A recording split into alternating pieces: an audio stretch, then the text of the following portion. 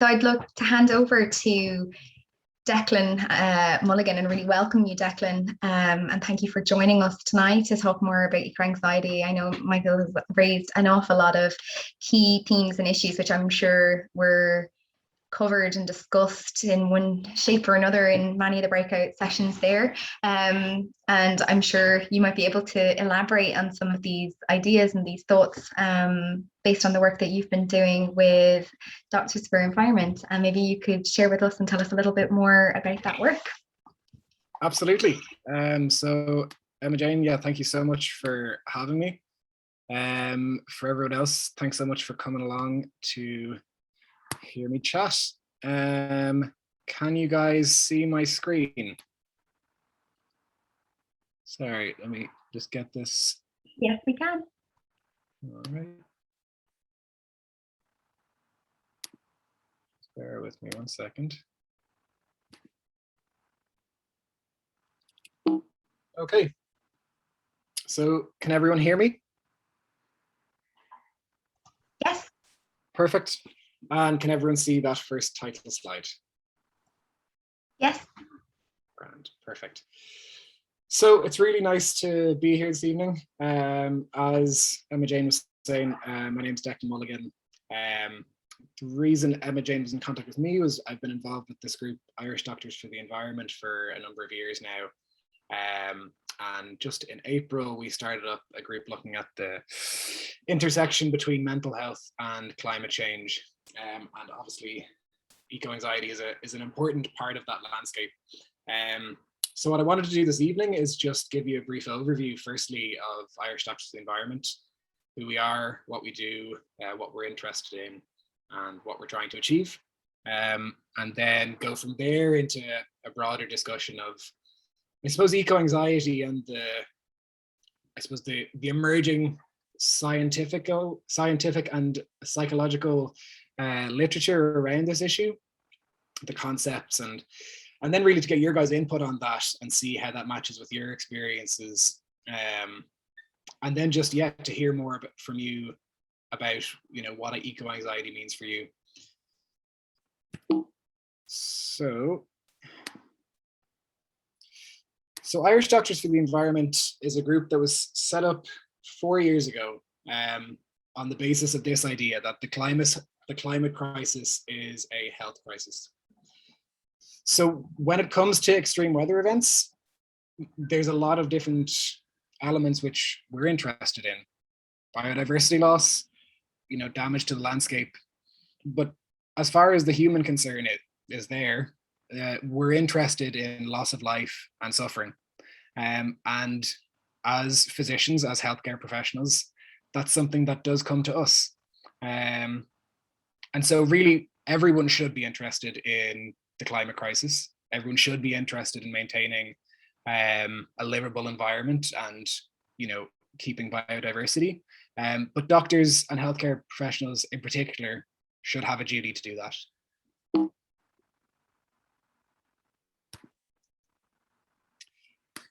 So this is Dr. Chris Newman, who's the founder of Extinction Rebellion Doctors over in the UK.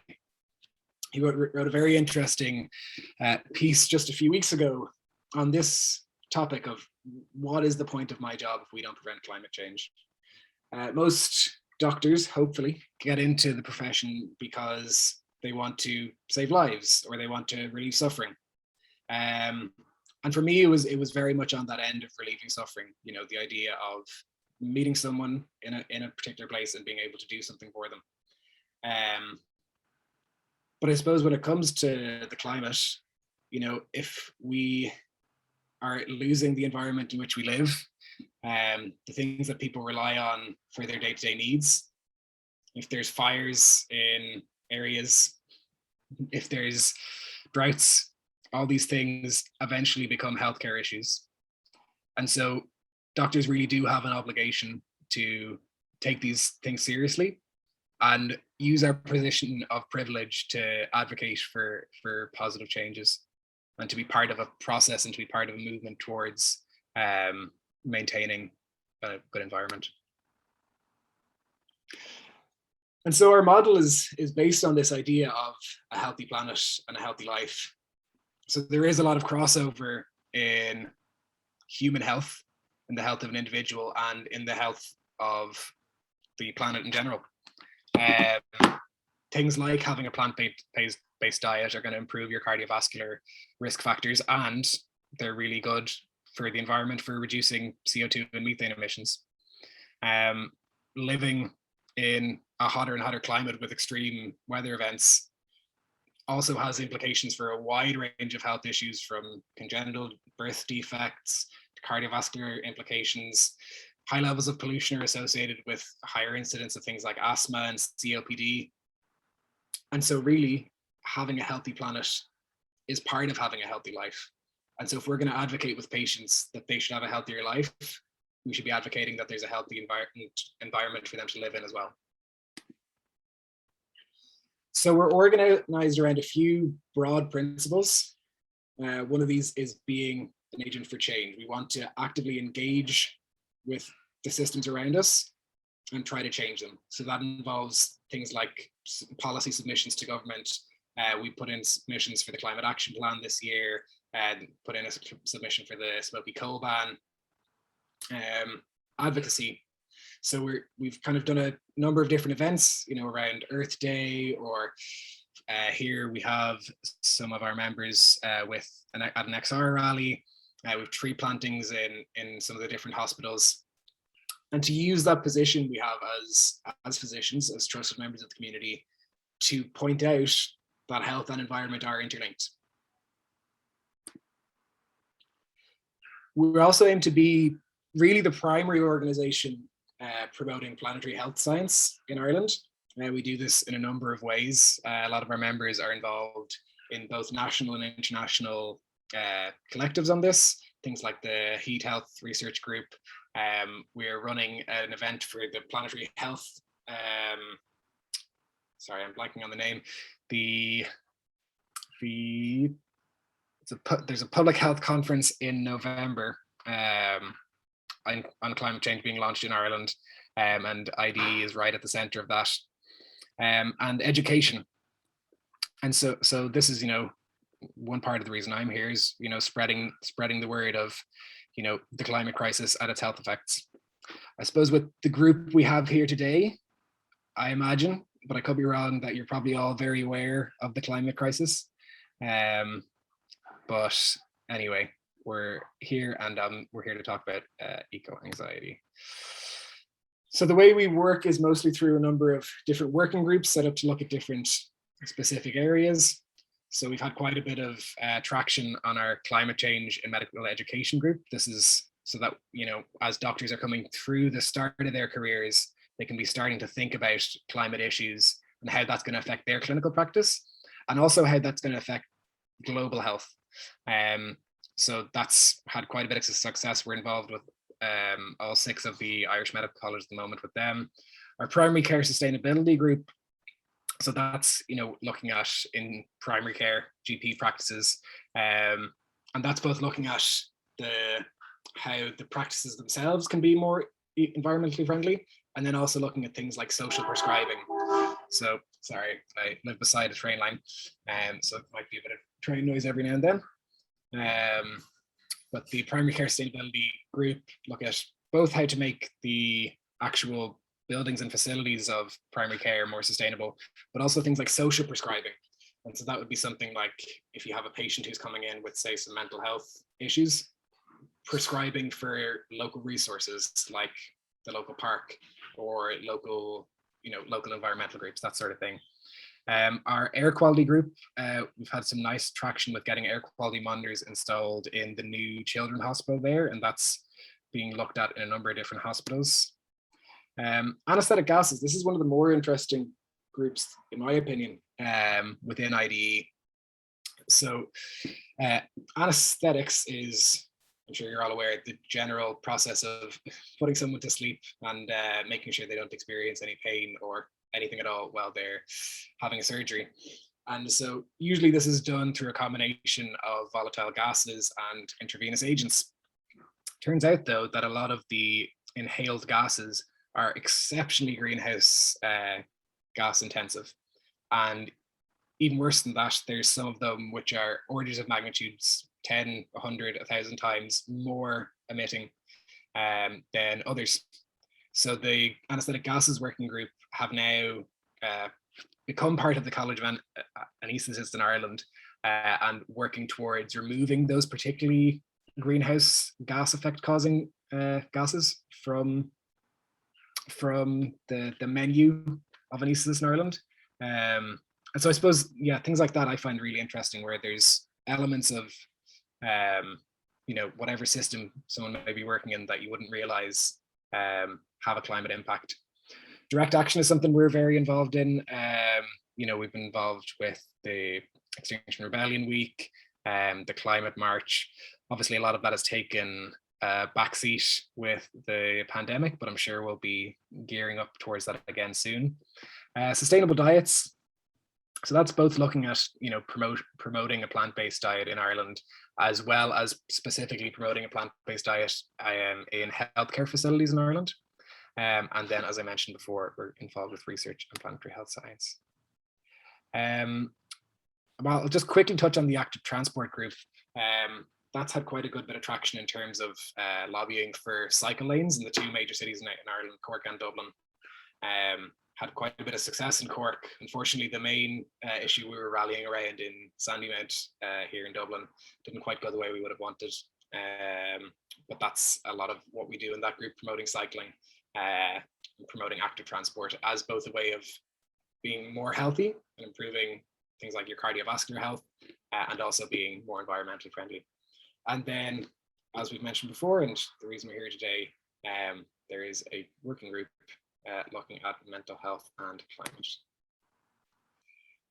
These are some of the actions we recommend for our members. Not too relevant really to the group, but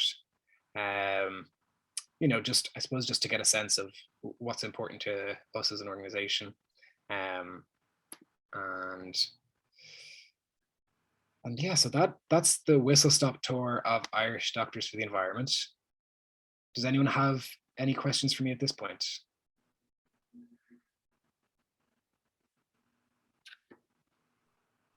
Can I ask Declan how many doctors are involved? Excuse me. Yeah, absolutely. So at the moment we have roughly. Did you hear that? Sorry? I think there's just a small time lag. Okay. He did hear that, yeah. Okay, perfect. So we have about 300 members. About 260 of those are doctors.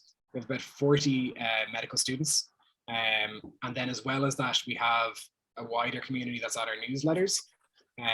But about 300 active. We also have a cohort of allied health professionals. So that's your physiotherapists, your dietitians, occupational therapists. So even though we do have doctors in the name, we are open to any healthcare professionals who do want to get involved. Thank you. I'm not seeing any other questions in the chat, but if anybody does have anything that they would like to, you can feel free to pop them in. I think I see one more here. So Mary is saying, thanks Declan, she has to admit that she hasn't heard of Irish Doctors for Environment before, but do you think that you're getting enough media coverage in terms of people not knowing or being aware of the organisation? Great question. So yeah, absolutely, Mary, I agree. We are a relatively new organisation, but we have been gradually starting to get a little bit more traction in terms of media coverage and having our name out there. A month ago, there was an Irish Times opinion piece by, I can't remember the name of the climate scientist, but he referred to we wrote a letter to the Director General of RTE calling out their lack of, not transparency, but lack of clarity on what the causes of the climate crisis are. Now, we weren't the only group that were calling for that, but we did actually have quite a significant, I suppose, climb down and commitment from the Director General that they would be covering the climate crisis in a more appropriate way. And so far, that's actually been happening. So that was a really good step for us, but we do have a media relations officer. And if you do know if anyone here knows anyone in media, by all means do let us know. And yeah, we're always happy to get the name out and spread the message. Deirdre's asking, is there a veterinarian equivalent of your group?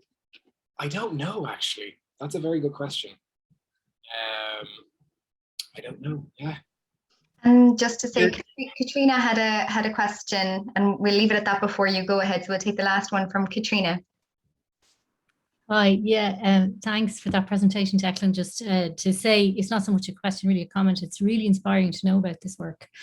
And I think this joining up of professions and sectors that we don't always think of together. So we think of environment as being separate to health, and of course it isn't. And I really like the way you bring in the sense of professional duty into it as well. So you know, this notion of the oath that the doctors are serving our well-being, and that the environment is part of that. You can't sort of separate them out. And I find that really inspiring, coming from a totally different profession, where it's always the question, how do you link up what you're doing in the job that you maybe got into long before you knew about the climate crisis, but now you see that we have to, you know, what's the point in doing my job either as a teacher or a lecturer or whatever job I might have, an engineer, if I don't. So thanks for sharing that quote. So just a comment. Perfect. Thank you so much for saying that. Yeah, it's lovely to hear that. Okay, we might move into then mental health and climate. And I suppose why, sorry, is there another question there? Yeah, Katherine was just asking, can a layperson help with the organization in any way? Absolutely. I mean, if you want to send, there'll be links at the end of this slideshow, but we have a number of different ways to make contact with us. You know, we're always interested to hear from members of the public and different people who want to get involved. And actually, we've ended up relying on a number of them. We had an accountant join and a solicitor join, who've been very helpful. But I mean, you don't need to have any specific, you know, trade like that or anything. You know, by all means, the last slide will have our contact details. So by all means, we'd love to hear from you, Katherine. Okie doke. So why mental health? So I suppose mental health was an area that always interested me. It was one of the reasons I wanted to get involved in medicine. I think mental health is a really important part of how we function as humans, and go about our day-to-day lives. And as I was saying earlier, you know, our day-to-day lives are beginning more and more to be affected by climate change. And so I think it's only natural then to follow that line of curiosity as to, you know, the intersections between mental health and climate.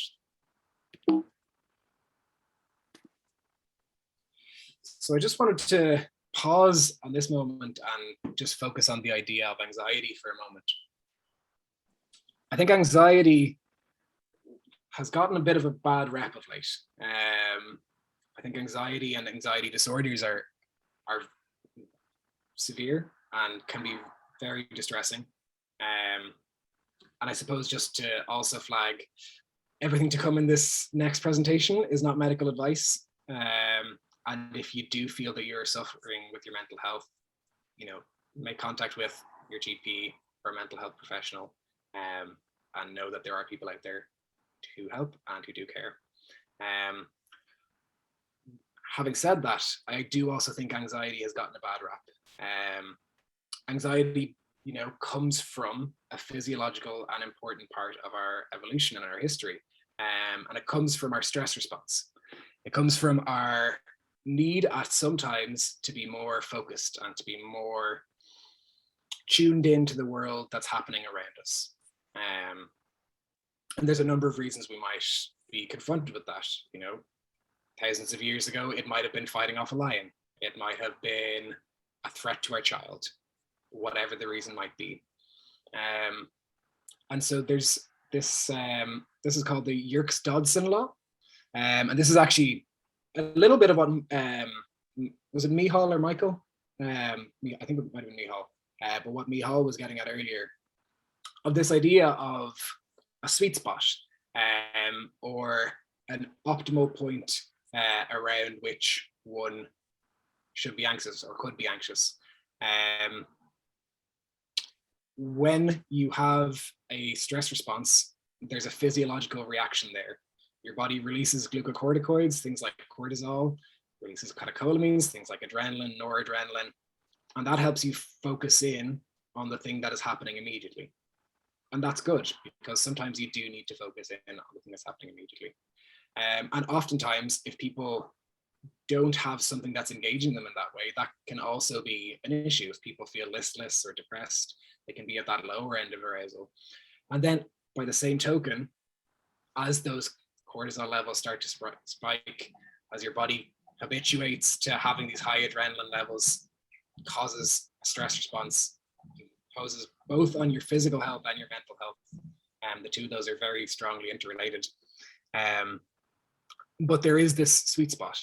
And I think this goes back to what Michal was saying, where, you know, I would be of the opinion that for a significant cohort of the population, they could probably do with a little bit of eco-anxiety, because it's, you know, there's things happening that people need to be a little bit worried about. But that can go too far. And so that's important to recognize. And so this is, again, just to drive home that point. So from a medical perspective, you know, you might have a different perspective if it was, you know, a clinical psychologist talking to you. The way in which we would think about pathological anxiety is things like anxiety disorders. So things like a generalized anxiety disorder, which is where someone just has this free-floating anxiety, where they're not quite sure what the reason they're feeling anxious is, but they just kind of always feel this way. Or something like panic disorder, where people have, you know, very intense bursts of anxiety, and they have physical symptoms. They feel like they can't breathe, their fingers are tingling, that sort of thing. And that's, you know, that can be a disorder as well. Things like agoraphobia, where people are so fearful of going outside that they just stay in their home. And there's a number of different anxiety disorders like that. But anxiety in and of itself is not necessarily pathological. It can be a call to action. It can be something that forces you to go and do something more. So I think it's important to just recognize the split there. So there's been I suppose the same as with a lot of climate issues, there's been an explosion of research in the area around the intersection between climate change and mental health. And there's a few different concepts that have come out as being important. So the first of these is this idea of what's called solastalgia. This was a concept that an Australian philosopher called Glenn Albrecht came up with. And I think it summarizes a lot of feelings in a way that isn't quite captured by other words.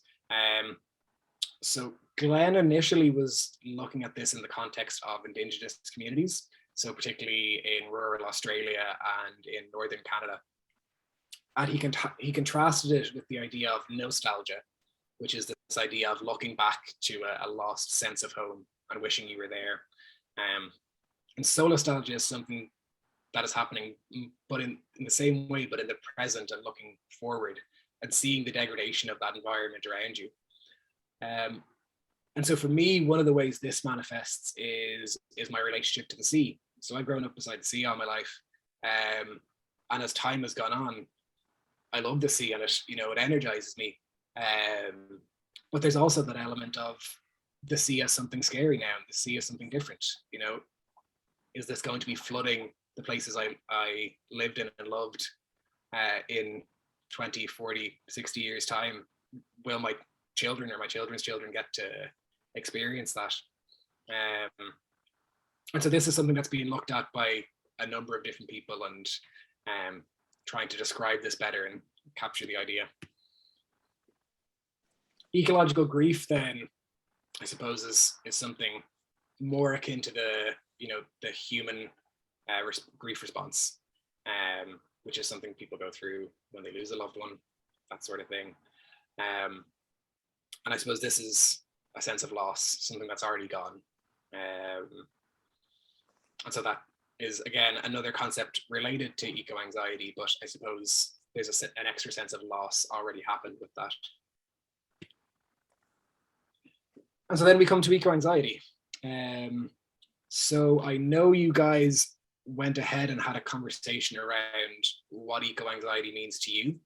And so I just want to add a few more questions onto that and to hear your guys' thoughts on a couple of more questions. So we've already done this first one. So what would be a useful definition of eco-anxiety going forward? What are the things that contribute to your sense of eco-anxiety? When and why would eco-anxiety be helpful? And when would it not? So Imogen, we might go into breakout groups at this point, unless anyone has any questions they want to ask before we do. Yeah, absolutely. Do you want to stop sharing your screen and I can share this one again? So just to say to everybody, thank you so much, Declan. I think that you've just given us so much food for thought there anyways, and I think everybody's probably just like dying to just chat more about this, get the juices flowing. So I'm sharing in the chat box again. So this is the same link as earlier, and down below you'll see we have underneath here, so slide 13.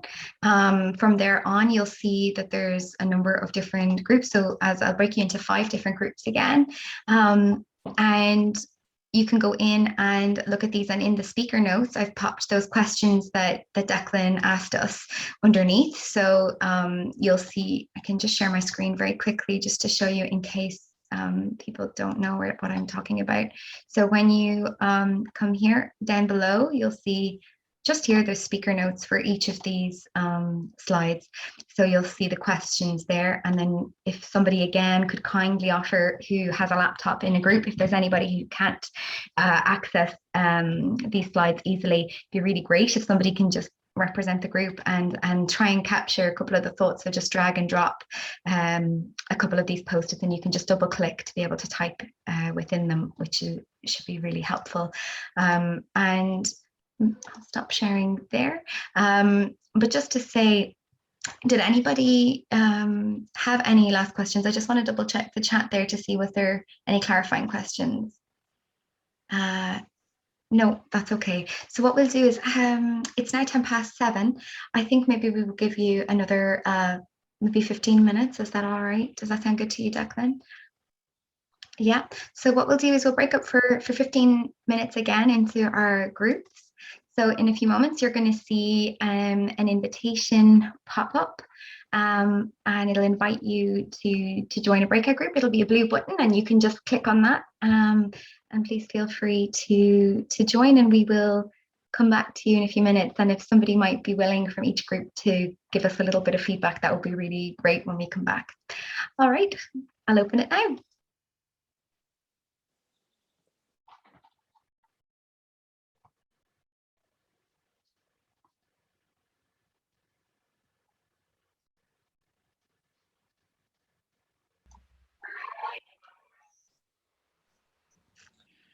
So everyone, what we would love to do is hear some reflections from your conversation. And I'd love to, maybe if somebody might be willing to share 1 or 2 reflections from your group. I know that people were trying to capture things on some slides, but if you, would any group like to offer some initial highlights or thoughts with the wider group?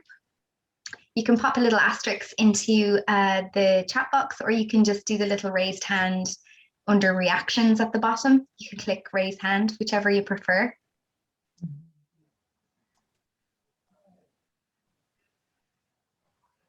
Don't all jump in at once, you know.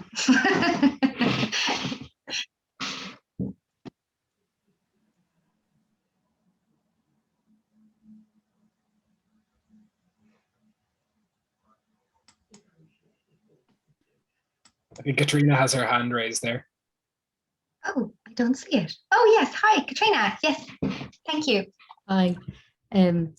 Just really briefly, because I was the one taking the notes. I hope I get this right. But we talked about how eco-anxiety, when it's on that far end of the curve where it makes you want to freeze, can be disempowering. But then when it's could be motivating, it means you're engaging with it.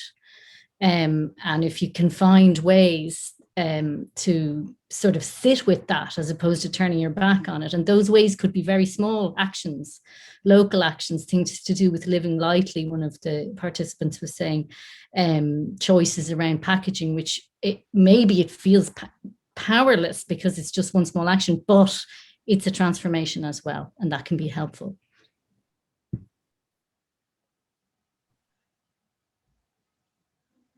Thank you so much for those reflections, Katrina. That was really, really, really helpful. Would anybody else from any of the other groups like to share some thoughts with us?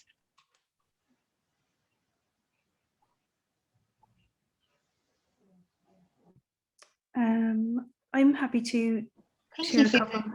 Oh, Yeah, sorry. that would be great. Yes.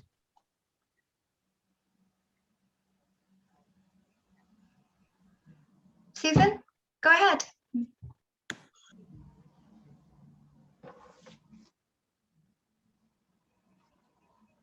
Me. We had a good discussion about how it could empower, a certain amount of anxiety can empower you. And yeah, especially thinking of the next generation, or, your children's children. And the other thing, just that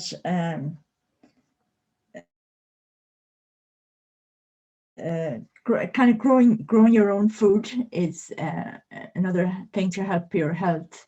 And of course, not all of us are good on cycling, but we're just aware of the pollution that's created in our environment as well, and the damage to our people's health, especially with asthma and various other diseases. Thank you so much for those reflections, Susan. I feel like there was another person who was just trying to jump in there at the start. Did you want to jump in again? I'm sorry, I didn't catch who it was.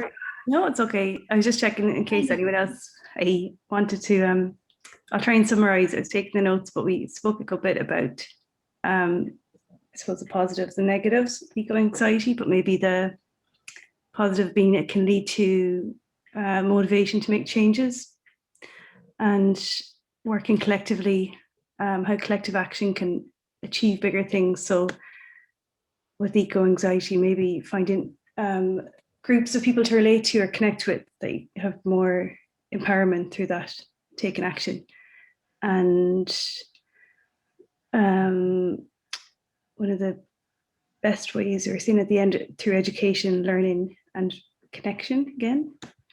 And how, yeah, the narrative around, I think Pat was saying, that narrative around eco-anxiety, having that more accessible and easier to listen to, so maybe that people can relate to that more. Yeah, that's just a couple of them there. Thank you so much, Niamh. I think it's really interesting, those reflections, particularly around language, because really, I think language has an awful lot to do with that sweet spot that Declan was talking about, in my experience, in terms of finding the right amount of urgency to empower people to take action and not disarm them or disable them from feeling that they have the ability to be part of the change that they want to see in the world. And I definitely think, I don't know if other people, I know that with this Learning Hub, we've really been looking a lot at Hope in the Dark by Rebecca Solnit as well, but I'm also just thinking, and brought to mind by George Marshall's book, and the name is escaping me now, obviously, when I need it, but anyways, but really looking at that sense of urgency and how sometimes, when the task seems so big and complex, we can feel so small that actually it's, easier to just push it into our peripheral vision and do nothing than it is to deal with the anxiety of actually having to take part and do something and tackle that. So I think it's really interesting, those reflections around language and what that means for us. And I think it's something that we should definitely explore further. So thank you so much for sharing those with us. Was there another group that would like to share some reflections? Yeah, David, go ahead. Could you just clarify that language bit there? I don't understand that, or what you mean by that. Yeah, do you mean Niamh or myself? Oh, well, whoever, really. I don't understand what you're talking about, really, and I'd like to. Yeah, absolutely. Niamh, would you like to clarify, first of all, what you were talking about in terms of language, and then I can also clarify just to make sure we're on the same page. I'm going off the comment that, sorry, Pat, I think in our group mate, because I was like, yeah, that's a good point. I think you might clarify it better though. But having I guess not to scare people off so much, having your narrative around climate change and eco-anxiety, so not coming across like too strong, but strong enough to get to the point, if I'm right in repeating that. So to focus on, we have a great opportunity to improve standards of living as we make the transition, that kind of thing, rather than we're all going to die in a... Maybe, yeah, how you approach it. That's what I took from it anyway. Yeah, and I think a lot of organizations, David, just to say, like a lot of NGOs would take a particular approach, and many of you might be aware of receiving emails where, from organizations where the first line is, you're presented with the crisis, and that crisis can be ever changing, like, what I mean? Like, it can be small, it can be large. So if climate change is the crisis, or the polar bears losing their habitat, like, it can be nearly, anything labeled in that first line. But in the first part of the sentence will be the crisis, and then the opportunity to do something is always in the second half of that sentence. And then there's kind of 5 key steps then that are laid out in the following paragraphs, and you'll see them bolded. It's like a recipe, essentially, that a number of the larger kind of organizations or NGOs have kind of developed, and it was originally developed by Ben Branzel, who founded avaz.org, who you might have heard of.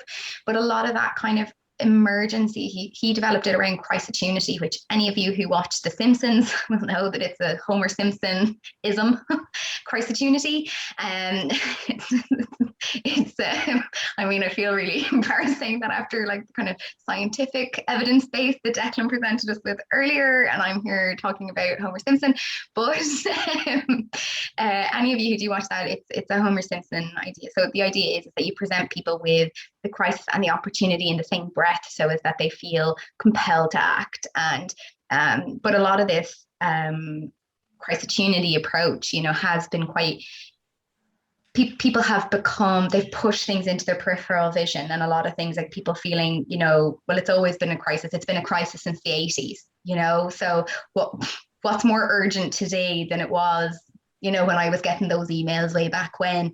And so how that can be quite disempowering, actually, for the cause and for the movement more broadly, in terms of what we actually need people to take action on, and removing that ability to feel like that. So how we use language for or against, can be compelling. We can create strong arguments, and I think language can contribute to people's sense of anxiety as well. If everything always feels like a crisis, you're feeling also like you're never enough, and no amount of what you do, I think, it contributes to that activist burnout as well, that many of us will have experienced, if not once, maybe time and time again as well. So how a lot of that language can be very exclusionary as well, in terms of contributing to eco-anxiety. But that would be my experience. So I don't know if others actually have thoughts or reflections on language, actually, more broadly, that they want to share. I think it was about having a narrative, having a developed narrative about it, because like somebody with a huge sense of urgency about it can just spout off about it, and result maybe in them being labelled as just another prophet of doomsday, and which is a double negative for both peoples. So I just think there is a need to have coherence about whatever it is you're going to say and do in order to relieve that anxiety. Does that make sense? Yes, thanks, Pat. Thanks for sharing that. Thank you. Katrina, did you want to come in? Just really briefly on the language point also, because I've got a burning professional interest in that as well, because I teach language, and how can we be relevant to this? And, an interesting shift within the last couple of years that some of the major newspapers don't use the term climate change anymore. They use the term climate crisis or climate breakdown. And that's one of these, then it feels very overwhelming. So might there be times then when we need to go in the other direction with language to kind of bring people on board? And to me, it comes down to dialogue, which is why a forum like this is so great, because you're hearing different voices. It's not the experts at the top shouting at us all that the house is on fire. It's like, what can I do? What are you doing? What works for you? How do you feel? And that's a very different kind of space. And we need both, I think. Thank you so much for that. I'd like to open it back up if anyone else would like to share any reflections.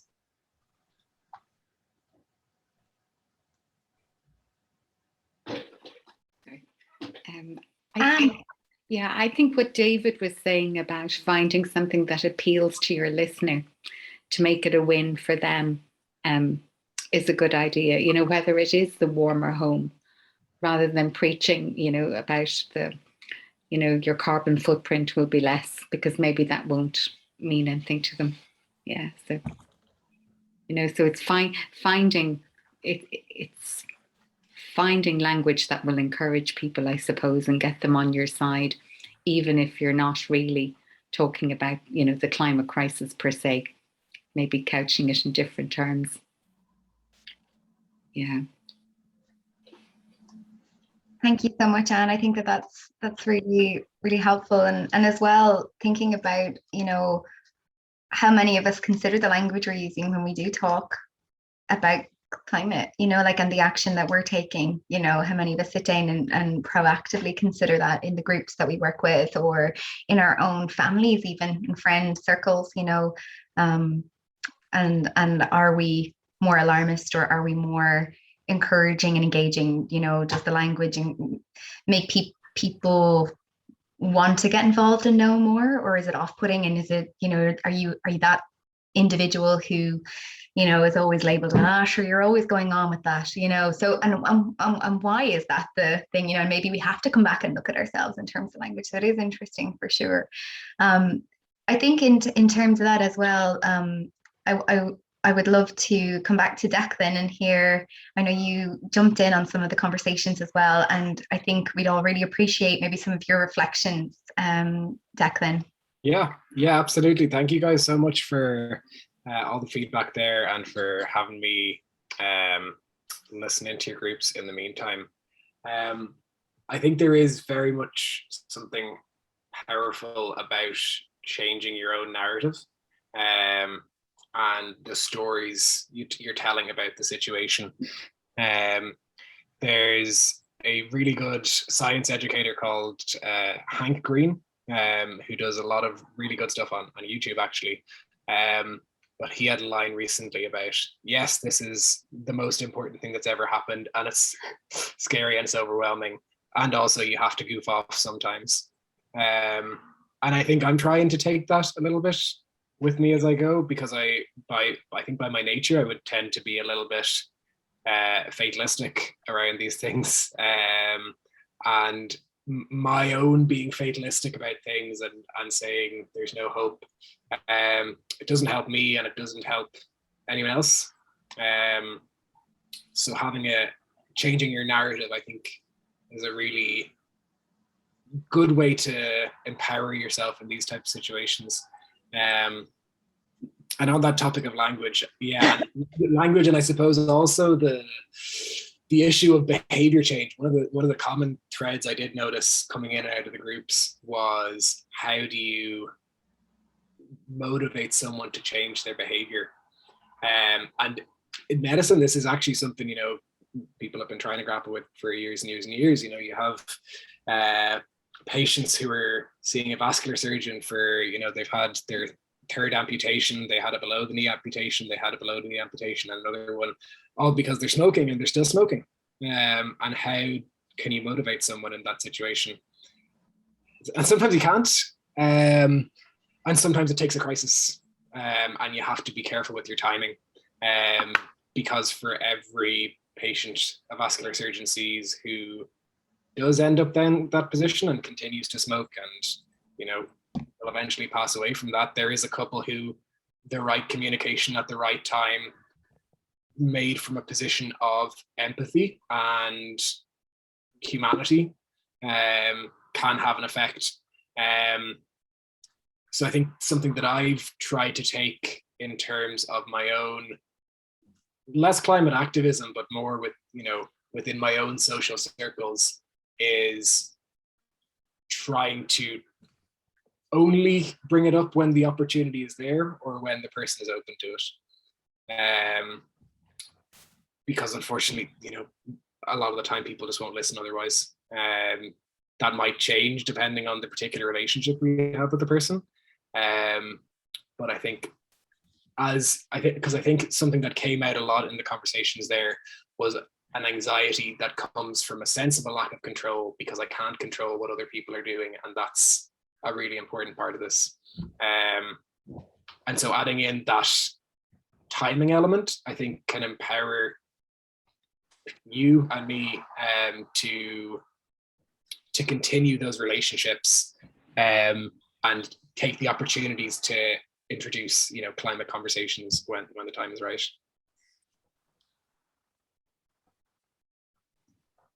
Thank you, Declan. And yes, we're getting some other comments there in the chat box. So saying that the Yes Men are an arts group that speak about climate crisis through humor and fact stating, and it's interesting to see the effect two creative activists or artivists can have on global organizations being held accountable. And I think that that's really true. I think, I think we should definitely all look into that.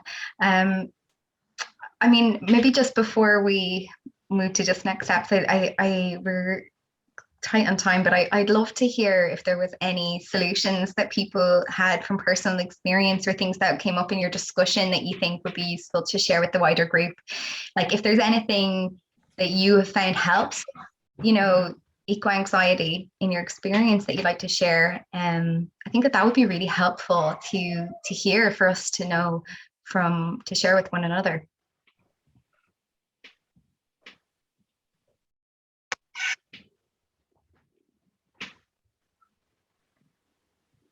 Yeah, Deirdre. Unmuting here. I was at a talk with First Fortnight, and Ronan from Kilo was there, and he shared how he went to where was Japan, the place that was destroyed that time. There was a nuclear disaster. He went to that area afterwards. Hiroshima. So nature had survived. The mosses had returned. The animals had returned. The water was clearer. So however dire the situation is for us humans today, that nature does recover. And that inspired him and kept him going, that we're messing things up here. However, nature has solutions. But that's without people. Yeah. Which is not what we're looking for. Less people, better people. On the narrative, like, would we be better saying, instead of trying to scare people, like, what's in it for you if you take climate action, like the co-benefits of greenhouse gas reductions, all that kind of thing?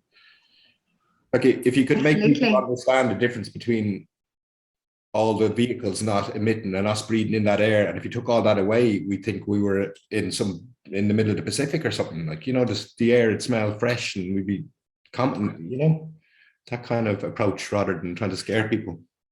You would think after the year we just had, or 2 years we are now, that would be one of those ways that people see the positives of less human activity or badness or pollution, and like your health is number one priority with all of that. So especially after the last, maybe the positives. Yeah. Was it Katherine's hand I just saw up as well? Yeah, Katherine. You're on mute, Katherine.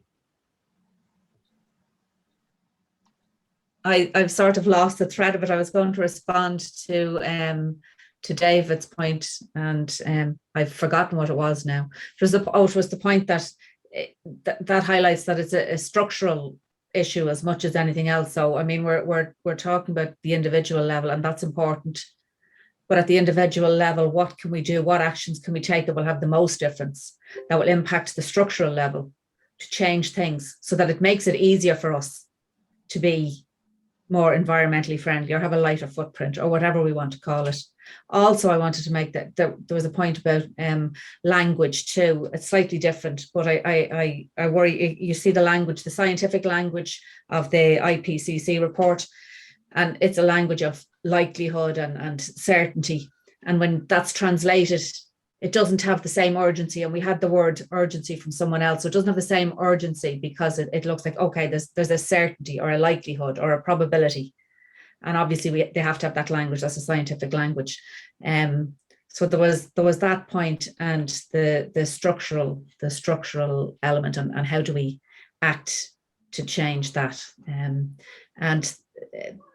Yeah, I won't take up any more time. No, thank you so much for saying that, Katherine. And I think the structural piece is really crucial, because I think that's also where we find the intersectional piece, because the solutions are different for everyone, and we need to start where people are at. And so what it is that might make me act or listen, in terms of imagining fresh Pacific clean air, might not be the need, or the tipping point for me, because possibly I'm living in a reality where I can't put food on the table. So the reality of clean air isn't something that's going to be a motivating factor for me. So it's kind of thinking about that as well. I think like how we understand, all those things. I think there's a lot of factors in it. I wanted to highlight here as well in the chat, because Tony just put in there that we should try to pass on our anxiety to our politicians and getting them to act by changing our vote, and then by passing on our anxiety to the corporations by changing our spending patterns. And yeah, let's use our green euros to shift them.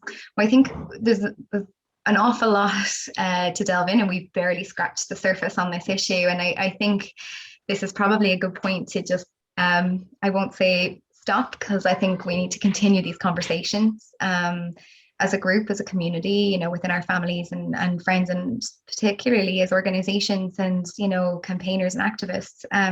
We need to keep having these conversations. There's going to be times where we feel motivated or we feel disempowered, and we need to be having these conversations and looking at what is it that empowers or, disarms the people that we're trying to engage, whether it be politicians, our local community members, our local TDs, decision makers, corporations, supermarkets, etc.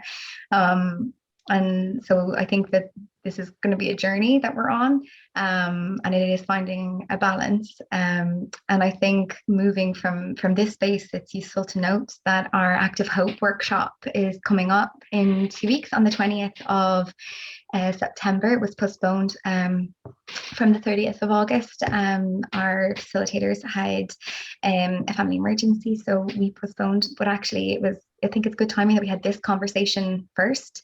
And I think if any of you are familiar with Active Hope and Joanna Macy and her practice and book, I think it's really useful. I think there's an awful lot of ties with Rebecca Solnit's work around Hope in the Dark, and I think that it'll be a great place to continue and delve deeper into other ways that we can make those connections and draw together those strands and better shape our communications and our work and our activism. So I really do hope that you will join us for that and continue the conversations and to share solutions that we come up with one another and with us, because I think that that's how we grow as a community together.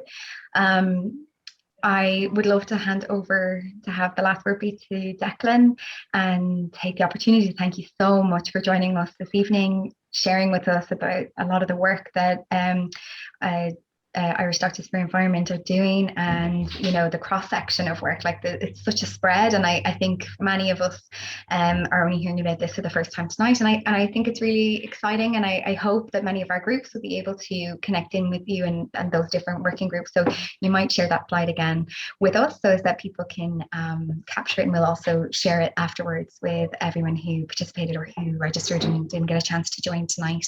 But oh, great, thank you so much. Sorry. Over to you. Thank you. I've just managed to go into the wrong one. Here we are. Sorry. And yeah, so just, yeah, that is all our social media, our website. If you do have any ideas, thoughts, questions, queries, do get on to us, make contact. Thanks so much for having me this evening. It was really inspirational from my end to see the environmental activism kind of in the cross section of community, because within my own bubble, it's only within the medics. So it's great to see so many people from such diverse backgrounds coming together for this conversation. And yeah, the one last thing I did want to say is on that topic of, you know, the structural effects. The way, I think for me, the way to make the structural personal is at the ballot, and by getting involved with groups like Irish Doctors Environment or Friends of the Earth. So thanks so much to Emma Jane for having me, and yeah, it was a real pleasure. Hopefully we do something again soon. Thanks so much. Bye-bye. Thank you, everybody. Thank you very much. And thank you, Emma, and goodbye. Yes, Thank you very much. thanks everybody. I hope to see you on the 20th. And we'll be having loads more Learning Hub events as well coming up. And actually, Katrina, who you've met this evening, is actually going to be partnering with us to do a collaboration. So we'll be looking at other ways that we can connect in with humanities and arts. So I think it's going to be exciting. So we'll be in touch with you about upcoming Learning Hub events as well. But hopefully you'll join us for the Active Hope workshop on the 20th as well in the meantime. But take care and have a lovely evening. Thank you, Bye, everybody. Thank you.